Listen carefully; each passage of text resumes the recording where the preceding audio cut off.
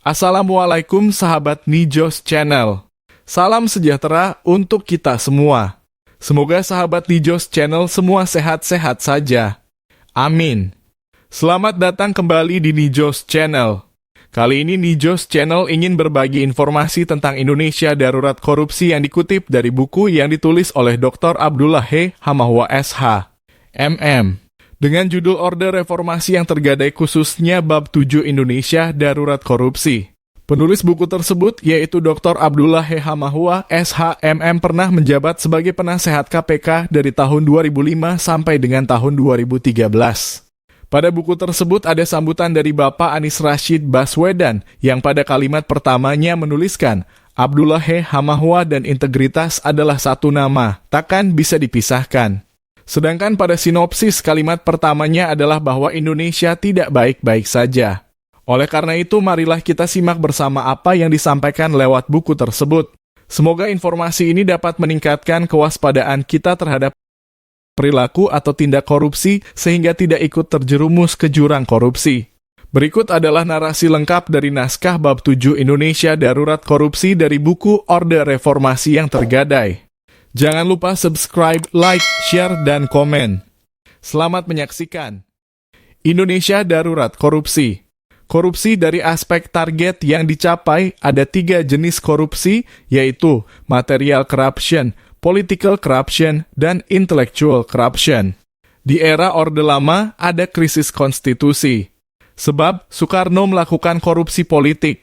Ujungnya MPRS menghalaunya dari istana. Matinya pun dalam status tahanan kota. Di era Orde Baru subur korupsi material. Sebab kolusi dan nepotisme marak dilakukan keluarga Soeharto. Ujungnya mahasiswa melengsarkannya. Bahkan matinya pun dalam status terdakwa. Di era Orde Reformasi Indonesia tergadai di tangan oligarki. Sebab korupsi di bidang politik, ekonomi, dan intelektual terjadi sekaligus. Ini karena era Orde Lama, korupsi terjadi di bawah meja. Pada Orde Baru, korupsi terjadi di atas meja. Namun, di era reformasi, mejanya pun dibawa kabur. Bahkan Menko Polhukam mengatakan korupsi di era reformasi lebih gila dari korupsi di era Orde Baru. Oleh karenanya, tema bab ini adalah Indonesia Darurat Korupsi. Korupsi era Orde Lama. Soekarno paling super dalam melakukan political corruption. Korupsi politik adalah korupsi melalui kebijakan, peraturan perundang-undangan, pemilu, pilpres, dan pilkada. Sebab suatu kebijakan atau peraturan perundang-undangan secara tertulis kelihatan bagus, tapi hakikatnya mendatangkan keuntungan bagi individu atau kelompok tertentu. Korupsi politik pertama yang dilakukan Soekarno, Badan Konstituante dibubarkan. Padahal badan ini merupakan hasil pemilu 1955 pilihan raya yang terjujur, transparan, dan demokratis. Kedua, Soekarno memaksa ideologi nasional, agama, komunisme dalam kurung, Nasakom, ajaran yang bertentangan dengan UUD 18 Agustus 1945. Ketiga, Soekarno mengeluarkan Indonesia dari PBB tanpa persetujuan parlemen. Korupsi politik keempat, Soekarno membubarkan Masyumi tanpa melalui proses pengadilan. Padahal menurut Persahi, pembubaran Masyumi secara yuridis formil tidak sah. Sebab alasan pembubaran hanya berdasarkan informasi yang tidak akurat dari PKI, bahkan informasi dari PKI tersebut lebih bersifat fitnah. Ini karena Masyumi yang paling ngotot menolak konsep Nasakom yang digagas Soekarno. Korupsi politik kelima, penetapan Soekarno sebagai presiden seumur hidup, sesuatu yang bertentangan dengan UUD 18 Agustus 1945. Korupsi politik keenam, Soekarno tidak mau membubarkan PKI, padahal partai ini yang membunuh 6 jenderal, puluhan ulama dan ustadz. Bahkan PKI pernah melakukan pemberontakan pada tahun 1948, tapi tidak ditindak oleh Soekarno. Wajar jika MPRS dalam sidang istimewanya tanggal 8 sampai 11 Maret 1967 memecat Soekarno dari jabatan presiden. Bahkan beliau dihalau dari istana. Meninggal pun dalam status tahanan kota. Korupsi era Orde Baru. Korupsi berupa kolusi dan nepotisme sangat kental. Sebab keluarga cendana dan pengusaha non-pribumi menguasai dunia usaha. Bahkan catering di hotel dan sepatu yang digunakan murid-murid sekolah pun dikuasainya.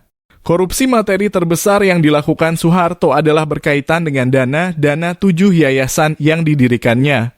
Hal ini sesuai dengan amanat TAP MPR nomor 9 Romawi _MPR _1998 tentang pemberantasan KKN.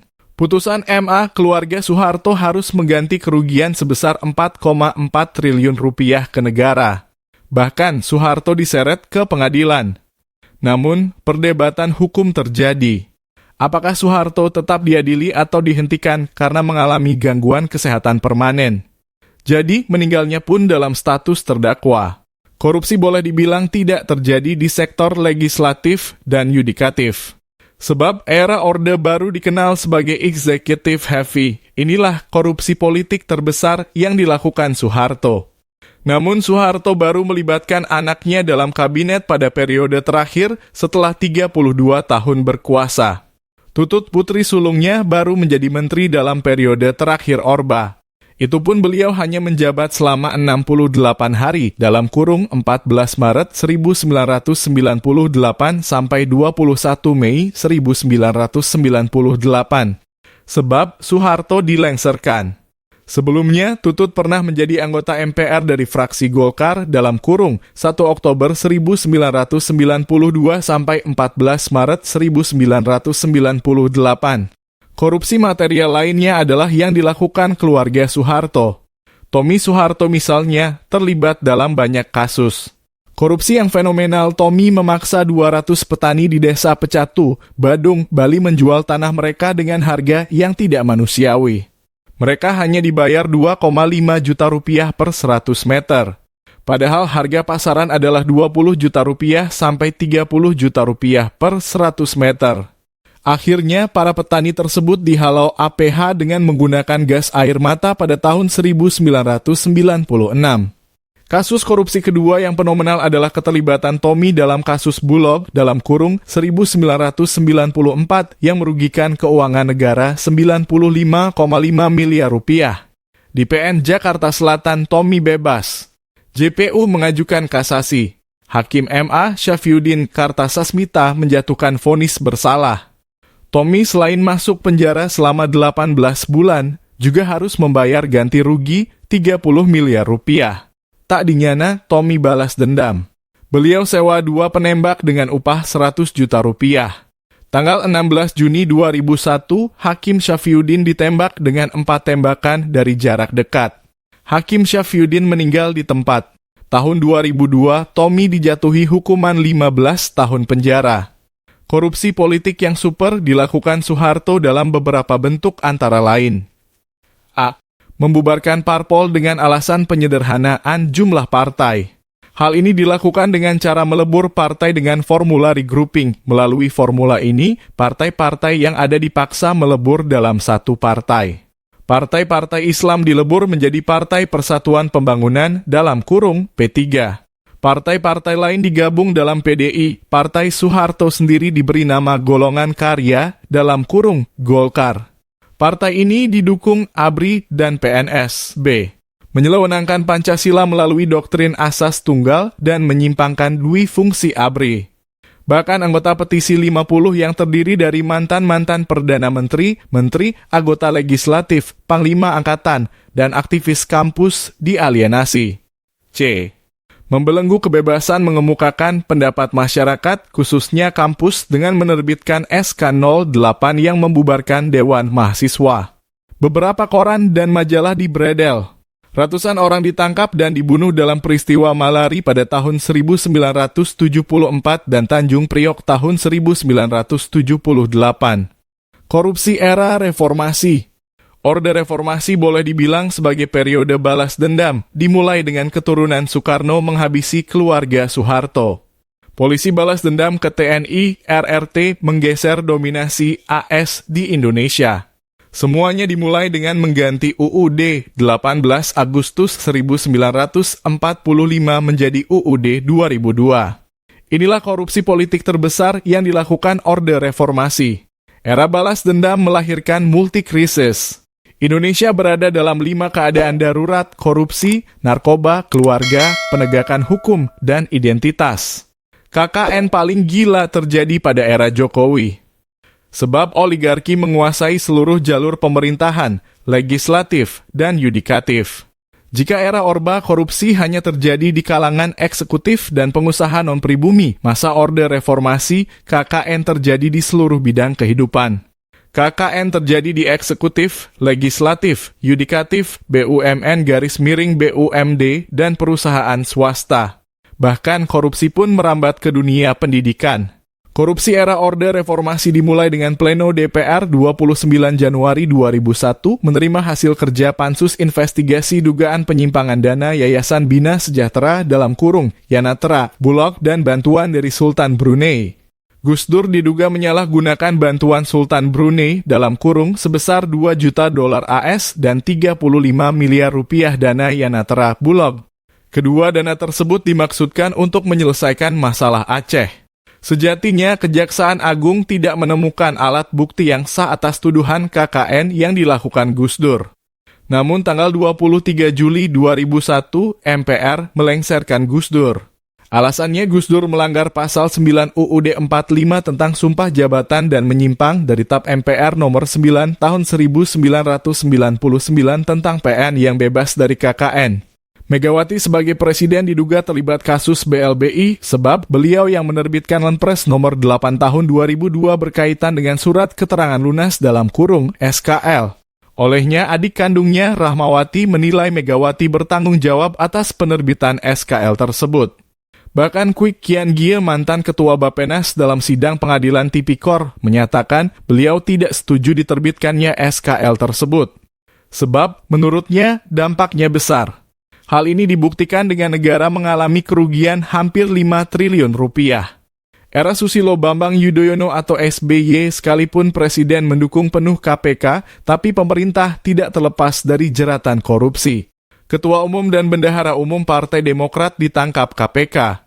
Bahkan 4 menteri kabinet SBY ditangkap. Orde Reformasi koruptor yang ditangkap KPK dari tahun 2004 sampai tahun 2022 sebanyak 1.351 orang. Tragisnya 86% dari mereka adalah sarjana, mulai dari S1 sampai dengan S3 dan profesor. Bahkan 60% dari mereka adalah politisi. Hamdi Muluk, pakar psikologi UI, mengatakan hasil riset mahasiswanya menemukan 63% anggota DPR adalah pengusaha. Ditambahkannya, usaha bisnis mereka berkaitan dengan APBN-APBD. Wajar jika 6 undang-undang yang menguntungkan oligarki disahkan secara simsalabim oleh DPR. KPK paling banyak menangkap koruptor dalam periode Jokowi pada tahun 2018. Ada 200 kasus pada tahun ini. Pada era Jokowi inilah semua jenis korupsi terjadi. Ada korupsi politik, korupsi material, dan korupsi intelektual. Korupsi politik terbesar yang dilakukan pemerintahan Jokowi adalah kecurangan dalam pemilu dan Pilpres 2019. Korupsi politik kedua terbesar adalah pembubaran sejumlah perda, penerbitan Undang-Undang COVID-19, Undang-Undang Minerba, amandemen Undang-Undang KPK, Undang-Undang Cipta Kerja, Undang-Undang IKN, Undang-Undang KUHP, dan Undang-Undang Kesehatan. Demikian pula dengan pembunuhan 6 laskar FPI di KM 50, 11 orang dalam peristiwa Bawaslu, dan 879 petugas KPPS yang meninggal secara tidak wajar. Korupsi politik yang super adalah menerbitkan Kepres nomor 17 tahun 2022 dan Inpres nomor 2 tahun 2023 yang bercanggah dengan TAP MPRS nomor 25 tahun 1966 yang melarang ajaran komunisme, Marxisme, dan Leninisme. Kepres dan Inpres tersebut menggelitik masyarakat untuk bertanya-tanya, apakah Jokowi benar anak tokoh PKI? Sebab PKI yang membunuh 6 jenderal dan puluhan ulama, tapi diterbitkan Kepres dan Inpres di mana negara harus meminta maaf terhadap keluarga PKI. Apalagi beberapa waktu sebelumnya, sewaktu Jokowi menikahkan adiknya dengan Ketua MK, menyebutkan nama adiknya dengan berbintikan Noto Miharjo. Maknanya, ayah Jokowi adalah Noto Miharjo. Wajar jika timbul pertanyaan apakah Noto Miharjo, ayah Jokowi ini adalah orang yang sama dengan Noto Miharjo yang disebut-sebut sebagai anggota PKI Jawa Tengah? Perlu penelitian serius oleh pihak-pihak terkait agar tidak terjadi fitnah terhadap pribadi Presiden. Pada waktu bersamaan terjadi pewarisan sejarah yang benar bagi generasi muda Indonesia mendatang mengenai kejahatan PKI. Korupsi material terbesar terjadi pada masa pemerintahan Jokowi. Ada 904 kasus dari tahun 2004 sampai dengan tahun 2022 berkaitan dengan suap dan gratifikasi. Dahsyatnya dalam periode Jokowi 380 koruptor ditangkap KPK, termasuk 4 orang menterinya Jokowi. Pengadaan barang atau jasa merupakan tindak pidana korupsi terbanyak kedua yang ditangani KPK. Ada 277 kasus. Jenis korupsi ketiga, penyalahgunaan anggaran sebanyak 57 kasus, pencucian uang 50 kasus, pungutan atau pemerasan 27 kasus, perizinan 25 kasus, dan perintangan proses penyidikan 11 kasus. Korupsi material yang tidak kalah serius dilakukan adalah pembangunan infrastruktur, termasuk kereta api cepat Jakarta-Bandung dan pembangunan IKN, sesuatu yang hanya memenuhi birahi para oligarki. Satu hal yang pasti, Indonesia punya utang pada tahun 2023 mendekati 8.000 triliun rupiah, dengan bunganya tahun ini saja 441 triliun rupiah. Tahun lalu yaitu tahun 2022, pemerintah harus melunasi bunga utang sebesar 405 triliun rupiah. Korupsi intelektual yang mencolok era ini adalah skenario penetapan anak dan mantunya menjadi wali kota di Solo dan Medan. Jika Soeharto selama 32 tahun berkuasa baru menunjuk anaknya menjadi menteri, Jokowi sangat dahsyat. Hanya dalam masa 7 tahun, anak dan mantunya sudah dipaksa menjadi wali kota. Bahkan anak bungsunya yang tidak sadar diri mungkin faktor genetik, dicawe-cawekan untuk menjadi wali kota Depok. Korupsi intelektual yang tidak kalah dahsyat adalah ongkos naik haji atau ONH tahun ini dalam kurung 2023 69,1 juta rupiah. Bertambah hampir 50% dari tahun sebelumnya. Jumlah itu berasal dari setoran awal calon jamaah sebesar 25 juta rupiah, APBN, dan biaya optimalisasi setoran awal. Maknanya Kemenak menggunakan uang riba untuk mensubsidi ONH, sebab setoran awal calon jamaah tidak disimpan di bank syariah saja. Ada juga yang disimpan di bank konvensional. Wajar jika mayoritas calon jamaah tidak memperoleh haji mabrur, sebab mereka menggunakan uang haram. Korupsi intelektual yang paling canggih di seluruh planet bumi adalah mobil SMK-nya Jokowi. Sebab sejak masih menjadi wali kota Solo, gubernur DKI, sampai jadi presiden periode kedua, mobil SMK ini sangat super. Ini karena selama belasan tahun, mobil ini tidak pernah isi oli dan BBM. Tidak pernah ganti ban. Bahkan tidak pernah masuk bengkel untuk servis, apalagi sampai turun mesin. Anehnya, selama belasan tahun tersebut, mobil SMK itu belum pernah muncul di jalan raya Jakarta. Padahal dalam suatu wawancara dengan pers beberapa tahun lalu, Jokowi bilang sudah ribuan orang yang order mobil tersebut. Wajar jika pengamat politik Jerry Masya mengatakan hampir 5 kali Jokowi menyebut akan memproduksi mobil buatan anak negeri, tapi realitanya hanya sebuah kebohongan. Takutnya muncul lagi setelah SMK mobil merek E nyibul, katanya ke Alinea. ID Senin dalam kurung 20 Februari 2023. Bahkan KH Maruf Amin mengatakan bulan Oktober nanti akan diluncurkan mobil nasional bernama SMK yang dulu pernah dirintis oleh Pak Jokowi. Akan diproduksi besar-besaran, kata Wapres Maruf Amin di Pondok Pesantren Nurul Islam dalam kurung Nuris Jember, Kamis 27 September 2018. Partai-partai terkorup. Hasil survei ICW ditemukan data dari tahun 2002 sampai 2014 ada 3 besar partai terkorup. Dari 904 koruptor yang ditangkap KPK, PDIP ranking pertama yaitu 36,9%. Kedua, Golkar 23,9% dan ketiga, Demokrat 12,1%.